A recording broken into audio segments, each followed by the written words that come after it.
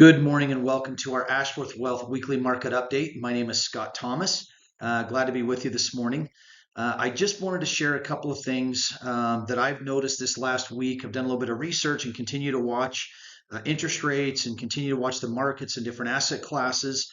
And the one thing that has really stood out to me is we always preach diversification.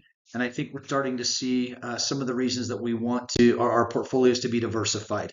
The first thing I wanted to share with you here real quickly is how the different asset classes have performed in the first quarter of 2024.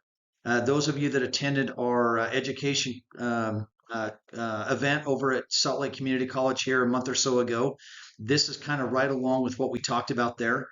The U.S. large cap stocks, those have continued to be the most dominant asset class. They've continued to do extremely well after a very, very good 2023, after a not so good 2022. But 2023, those were the highest performing asset class. That's continued right in to the first quarter of 2024. The U.S. large stocks are at 10.6 for the year.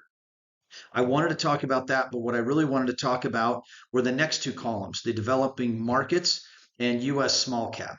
Now, this U.S. small cap that we're talking about here is tilted more towards the value, which we preach in all of our meetings and the portfolios that we have. Even though they have not performed as well as the U.S. large cap stocks have, we're just talking about one quarter, and we are very excited to see that the developing markets and the U.S. small is up already, 5.8 and 5.2 respectively for the first quarter of this year. We've expected that to happen. We've been watching PE ratios or price to earnings in those different asset classes, and it's good to see that those are coming back and are performing well. Again, like we always do, we preach diversification, and it's good to see that most of the asset classes are up right now. So the markets as a whole have done very well in the first quarter. A couple of things I also wanted to share as we look to the future. It seems like everybody waits on pins and needles to see what the Fed's going to say, what they're doing with inflation, what they're doing with interest rates. So I just wanted to kind of give you an update. The Fed meets again April 30th and May 1st. So that's the next time they will be together. They just met here not too long ago and decided they were going to keep interest rates level for now. So after all the increases that we had, over the last year or two, everything is level right now. There was speculation that there might be a rate cut, but as we got inflation numbers back, inflation was a little bit higher than what they wanted, and so they decided to keep things flat. So our current inflation as of today is 3.15%. That's up from 3.09% here just a month or so ago.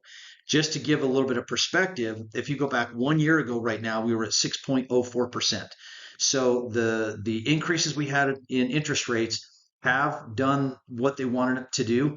They just don't feel like apparently right now that it's stable enough to start lowering rates, but we expect that to happen as long as everything stays the same and inflation continues to be under control. We expect that to happen. So as of right now, the Fed is holding at 5.25 to 5.5, and we're hoping that probably in June, I'm guessing, would be the next time that we may see a decline in interest rates from the Fed. We don't know for sure, but we're watching that, and we'll continue to watch that. Hopefully this has been a good information. We're glad that you tune in each week. Please, if you have any suggestions, if you have anything that you would like us to cover, please let us know. And again, we appreciate it, and we'll see you again next week. Thank you.